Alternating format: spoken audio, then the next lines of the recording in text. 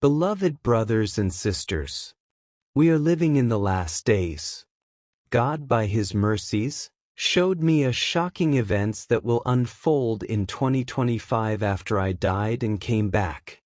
Many people are planning towards the year, but it's painful that only few knew what lays ahead. I pray you open your eyes to see this truth. My name is Frian Amond. On the 12th of December 2024 was when I had this experience. On that day, as I was walking down the staircase, something unexpected happened. My foot slipped and I started to fall. I tumbled and rolled, feeling the world spin out of control. It was so fast and I felt a lot of pain. Everything was happening so quickly, and before I knew it, everything went dark. I couldn't move or speak, and I felt a deep coldness. It was like my body was shutting down, and I wasn't sure if I was going to make it. When I woke up, I was in my husband's arms. His face was full of worry and fear. He was holding me so gently, but I could feel his panic. He quickly carried me to the car, speaking softly to me, telling me everything would be okay. I could hear the love in his voice, but I could also hear his fear. "Stay awake, please stay awake," he whispered as he rushed to get me to the hospital. But as we drove, I started to feel weaker. Something heavy and cold was closing in on me. I tried so hard to hold on, to stay with him, but it was getting so hard. The closer we got to the hospital, the harder it was to breathe, and everything around me started to blur. Then, something strange happened. It was like a deep peace washed over me, and suddenly, I wasn't in my body anymore. I could see myself, sitting in the car, limp and lifeless, but I wasn't scared. I felt light and free. My soul had somehow floated out of my body. I looked over and saw my husband still driving, his face full of tears. He was looking at me, praying and begging me to stay alive. His voice sounded so far away, but I could still hear him. I realized I wasn't just watching from the car. I was outside my body, looking at myself and him from a different place. It was amazing, and yet, it felt so calm. Before I knew it, I found myself in a place that I had never seen before. It was unlike anything I had ever imagined. The air felt so fresh, and everything around me seemed to glow with soft, peaceful light. The sky was a bright blue, and the grass beneath my feet felt soft, like it was alive. The colors were so vibrant, and there was no pain, no fear, just peace. I felt safe, like I was exactly where I needed to be. I looked around, taking in the beauty, and I saw groups of people sitting on the grass, all of them listening closely to someone in front of them. The way they listened was so special, as if the words being spoken were the most important things in the world.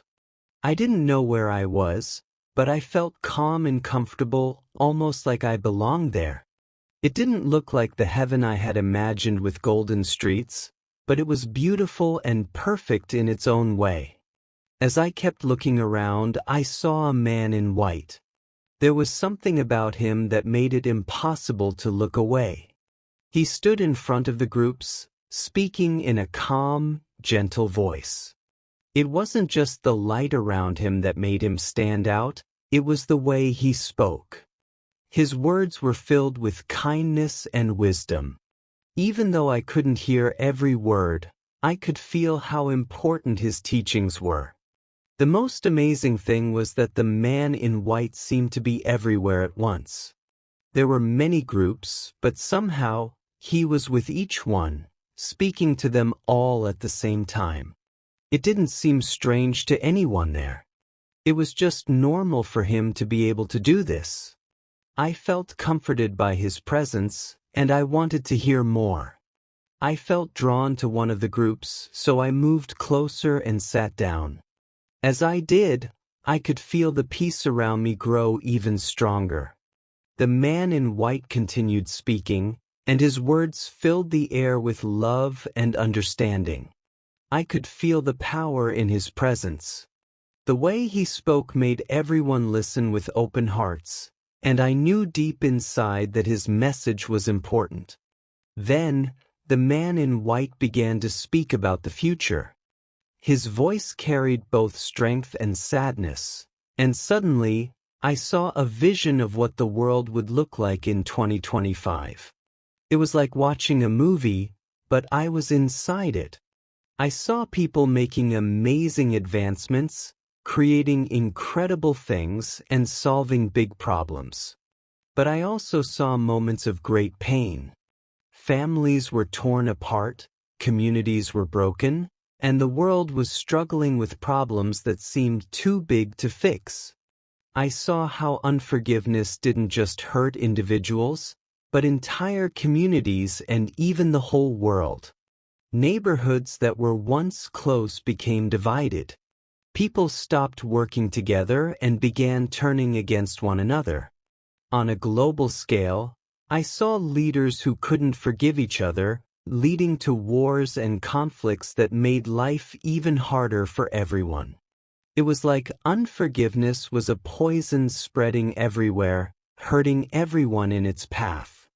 The vision changed again, and I saw a long line of souls standing, waiting to be judged. Each person had a look of deep regret on their face. They were asked about their lives, about the choices they had made, the love they had shown, and whether they had forgiven others. I felt their regret as if it were my own. They realized too late how important forgiveness was, and they wished they could go back and make different choices. The vision grew darker, and I was shown the reality of hell, a place of torment and regret. It wasn't just fire and darkness. It was a place filled with deep sorrow and despair, where those who refused to forgive found themselves trapped, wishing they had made different choices. I could hear the cries of people around me. They weren't just in pain, they were filled with deep sorrow because they knew they had missed their chance to change. The man in white who had been teaching us wept as he looked at them. His tears showed how much he cared, even for those who were lost. He spoke softly but firmly, reminding us all that love and forgiveness are the keys to avoiding such a fate. He wanted everyone to understand that holding on to anger only leads to more pain. But if we choose love and forgiveness, we can find peace and joy.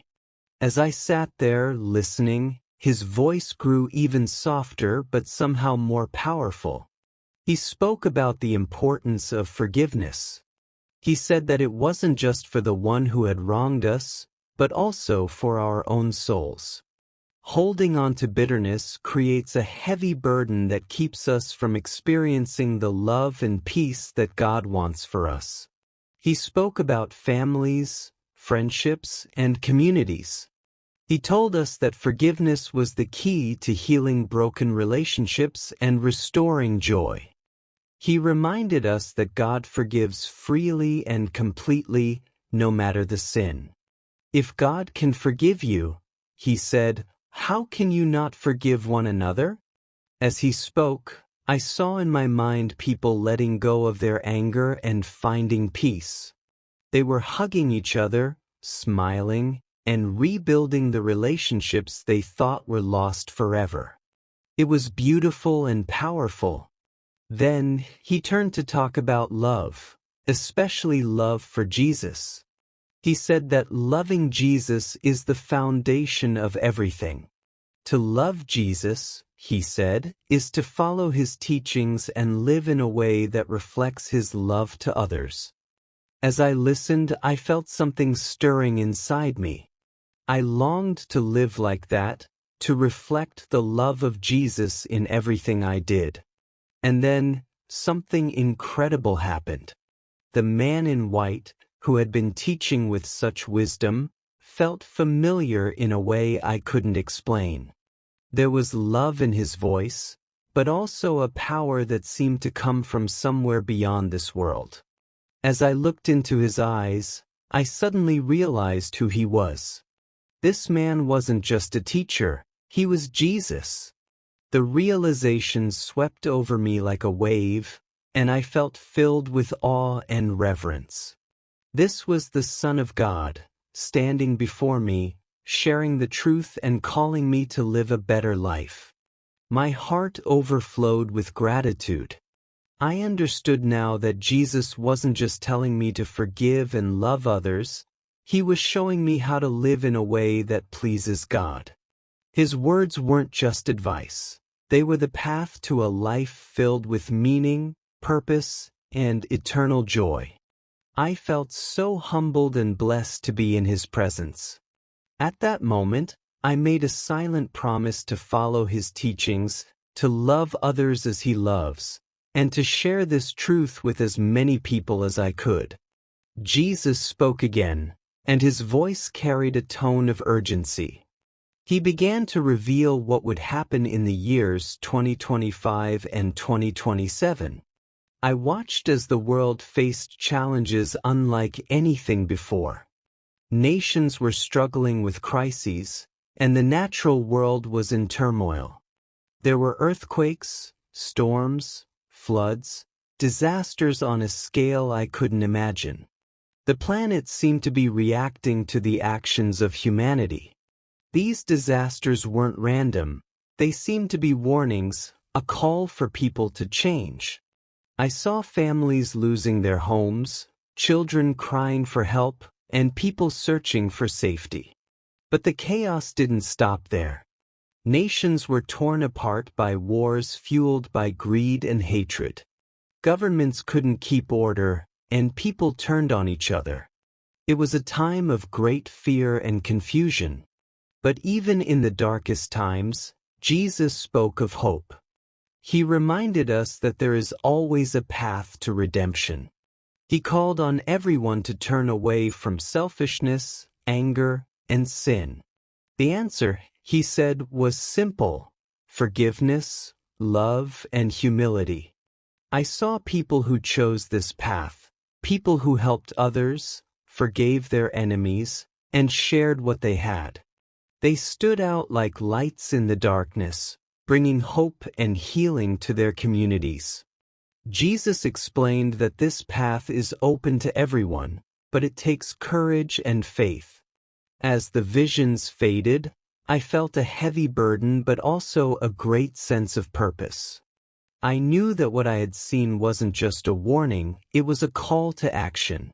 We have a chance to change the future, to turn back to God, and to choose a better path. Then, Jesus looked directly at me. His gaze was full of love and authority, and I felt overwhelmed. He spoke clearly, saying, "You must return. There is a mission for you, something only you can do. The world needs to hear what you have witnessed.